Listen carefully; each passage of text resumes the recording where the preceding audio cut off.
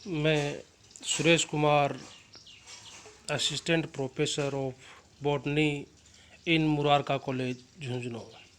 मैं आज आपको टेरिडोफाइटा में के जीवन चक्र में पाए जाने वाली एबनॉर्मलिटीज़ के बारे में बताऊंगा। इसमें सामान्यतः दो प्रकार की एबनॉर्मलिटीज़ मिल सकती हैं, एपोगेमी व एपोस्पोरी। टेरिडोफाइट्स के सामान्य जीवन चक्र में अगुणित युग्मोद्भिद तथा द्विगुणित बीजाणुद्भिद पीढ़ियों का नियमित एकांतरण पाया जाता है। इस जीवन चक्र में पीढ़ियों के एकांतरण दो महत्वपूर्ण घटनाएं क्रमशः निषेचन व अर्धध्रुवीय विभाजन के फलस्वरूप होता है। युग्मकोद्भिद तथा बीजाणुद्भिद पादप पर कलिकाएं या जेमी का निर्माण होता है जो उस पीढ़ी की पुनरावृत्ति करती हैं। जिस पर ये उत्पन्न होती हैं यानी उसके ऊपर ये सामान्यतः पाई जाती हैं। यदा कदा युग्मोद्भिद की किसी भी कोशिका यानी जिसमें निषेचन नहीं हो, बीजाणुद्भिद तथा बीजाणुद्भिद की किसी भी कोशिका बिना अर्धसूत्रण युग्मोद्भिद का निर्माण हो जाता है। इस प्रकार की अनियमितता को जीवन चक्र में असामान्यता या एबनॉर्मलिटीज कहते हैं। इसमें दो प्रकार की एबनॉर्मलिटीज पाई जाती है। First, apospory. फोर्लो ने सर्वप्रथम टेरिस क्रेटिका नामक टेरिडोफाइट में इसकी खोज की थी। अपयुग्मन की ये क्रिया जिसमें युग्मोद्भिद की कायिक कोशिकाओं से बिना जननांगों व गैमीट्स से के हस्तक्षेप से सीधे ही बीजाणुद्भिद पादप का निर्माण होता है। यानी इसमें जो कायिक कोशिका है उसके बिना इस प्रकार विकसित बीजाणुद्भिद में गुणसूत्रों की संख्या युग्मोद्भिद पादप के समान अर्थात अगुणित होती हैं। अपयुग्मन अनेक प्रकार के टेरिडोफाइट्स में प्राकृतिक रूप से भी पाया जाता है तथा इसे कृत्रिम रूप से भी प्रेरित किया जा सकता है।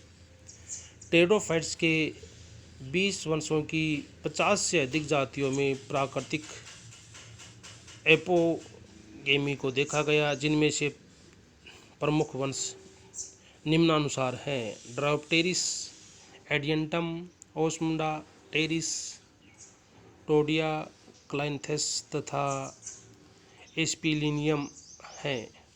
इनके अतिरिक्त लाइकोपोडियम की भी कुछ जातियों में एपोगेमी पाई जाती है।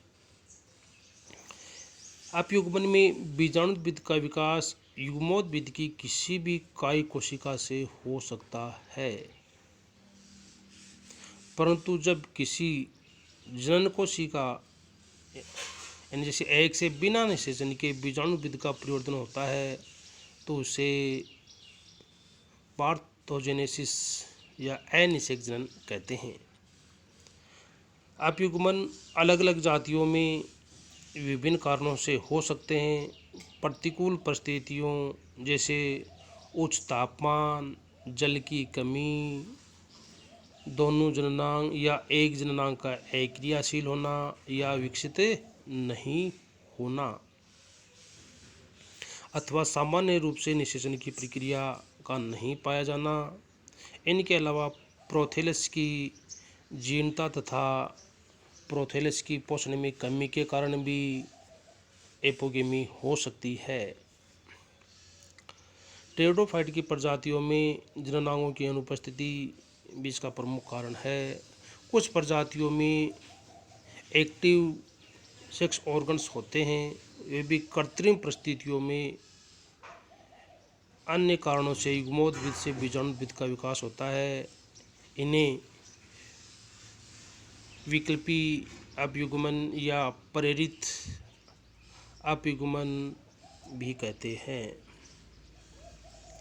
अपयुग्मन का कृत्रिम प्रेरण। आर्टिफिशियल इंडक्शन ऑफ एपोगेमी अनेक कारकों द्वारा कृत्रिम अपयुग्मन का प्रेरण किया जा सकता है। हेन के अनुसार रूडियो में प्रोथेलस के ऊर्ध्ववर्ती अपयुग्मन का प्रमुख कारण है। लेग नामक वैज्ञानिक ने अनेक फर्न प्रजातियों में प्रोथेलस को प्रकाशमान परिस्थितियों में प्रोथेलस के आधारी भाग में जलापूर्ति द्वारा अपयुग्मन को प्रेरित करने में सफलता प्राप्त की।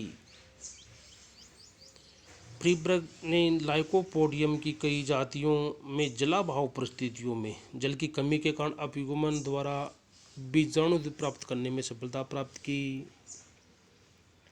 व्हाइटेर व स्टीव ने ओसमुंडा एडियंटम तथा टेरिडियम में प्रोथेलस को ग्लूकोज की अधिकता वाले संवर्धन माध्यम पर उगाकर अपयुग्मन के प्रेरण में सफलता प्राप्त की। तो यानी कृत्रिम रूप से भी एपोगेमी को बढ़ावा दिया जा सकता है। तो उपरोक्त प्रयोगों से ये निष्कर्ष निकलता है कि जल की कमी, पोषण की कमी, अधिक प्रकाश तीव्रता, प्रोथेलस की जीर्णता, निषेचन की अनुपस्थिति जैसे महत्वपूर्ण कारणों से अपयुग्मन को प्रेरित किया जा सकता है। साइटोलॉजी ऑफ एपोगेमी पिछले 15 से 20 वर्षों में किए गए शोध कार्यों से ये निष्कर्ष प्राप्त हुआ है कि टेरिडोफाइट्स की प्रत्येक 15 जातियों में से एक जाति अपयुग्मन जीवन चक्र दर्शाती है, जिसकी दोनों पीढ़ियों में लगभग गुणसूत्र संख्या पाई जाती है, यानी समान गुणसूत्र रहती है। इस प्रकार जीवन चक्र में गुणसूत्रों की संख्या 2 विधियों द्वारा नियंत्रित होती है। प्रथम विधि जो दुर्लभ है यह वह कि बीजाणु निर्माण तथा निषेचन दोनों क्रियाओं का जीवन चक्र से विलोपित होना। ऐसी परिस्थितियों में बीजाणु उत्पादन पर कलिका विकसित होती है जो प्रोथेलस का निर्माण करती हैं। इस प्रकार विकसित द्विगुणित प्रोथेलस प्रजननांगों का निर्माण नहीं होता, अपितु कलिका का विकास होता है जो द्विगुणित बीजाणुद्भिद का निर्माण करती हैं। इस प्रकार इस विधि में अपबीजाणुता व अपयुग्मन दोनों प्रक्रियाएं एक ही पादप में पाई जाती हैं। ये प्रक्रिया एथाइरियम फिलिकस, फोमिना, वेरा, क्लेरिसियाना, ड्रायोप्टेरिस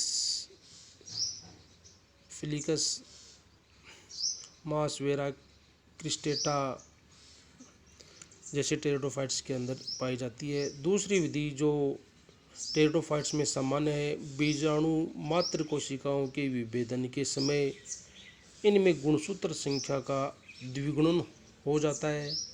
विभाजन के समय कोशिका पट का निर्माण नहीं होता, जिसके फलस्वरूप चतुर्थ गुणित बीजाणु मात्र कोशिकाओं का निर्माण हो जाता है। इस चतुर्थ गुणित बीजाणु कोशिकाओं में अर्धसूत्रण द्वारा द्विगुणित कोशिकाओं का निर्माण होता है जो अंकुरण द्वारा द्विगुणित युग्मोद्भिद का निर्माण करते हैं। इन युग्मोद्भिद में लैंगिक जनन का पूर्णतः अभाव तथा ये पौधे द्विगुणित बीजाणुद्भिद का निर्माण करते हैं। अब है एपोस्पोरी। बीजाणुद्भिद की कायी कोशिकाओं द्वारा युग्मोद्भिद के निर्माण की प्रक्रिया को एपोस्पोरी कहते हैं। एपोगेमी में युग्मोद्भिद से, इसमें बीजाणुद्भिद से। अब बीजाणुत्व की खोज सर्वप्रथम डुरुरे ने एथाइरियम नामक टेरिडोफाइट्स में की। इस टेरिडोफाइट में बीजाणुदानी के वर्ण तथा बीजाणुदानी की भित्ति की कोशिकाओं से बीजाणुद्भिद का परिवर्तन हो जाता है। बोवर ने ट्राइकोमेनस की 2 जातियों में अपबीजाणुता की खोज की, जिनमें युग्मोद्भिद का विकास पर्णशीष तथा पर्ण के सोराई क्षेत्र की कोशिकाओं से होता है। इनके पश्चात अनेक टेरिडोफाइट की प्रजातियों में अपबीजाणुता को देखा गया। जो निम्न है: ओस्मुंडा रेगिलिस, टेरिडियम एक्विलाइनम आदि। सर्वाधिकारी ने ओस्मुंडा जेवेनिका में अपबीजाणुता का अध्ययन किया, जिनमें बीजाणुविद के किसी भी कायिक भाग से युग्मोद्भिद का निर्माण हो जाता है। इनमें बीजाणुविद से तंतुवत से लेकर हार्ट शेप्ड प्रोथेलस विकसित होते हैं, जिन पर कार्यशील पुदानी तो विकसित होती हैं, परंतु स्त्रीदानी का विकास नहीं होता और बाद में निषेचन के अभाव से इन युग्मोद्भिद से अपयुग्मन द्वारा बीजाणुवाद का विकास हो जाता है। अपबीजाणुता का कृत्रिम प्रेरण। प्राकृतिक अपबीजाणुता सामान्य प्रक्रिया नहीं है, अपितु यदाकदा पादपों में पाई जाती है।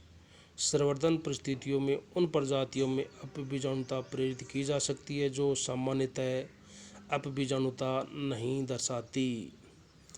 ब्रोस्टो तथा केटो ने टेरिस क्रेटिका के बीजाणुविद से प्राय केलस से संवर्धन माध्यम में युग्मोद्भिद प्राप्त किए।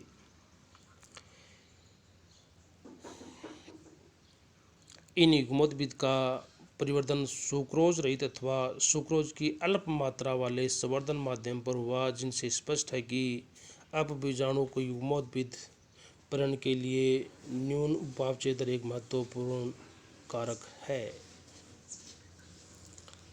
अपबीजाणुता की कोशिकी साइटोलॉजी ऑफ एपोस्पोरी। फार्मर व डिग्थी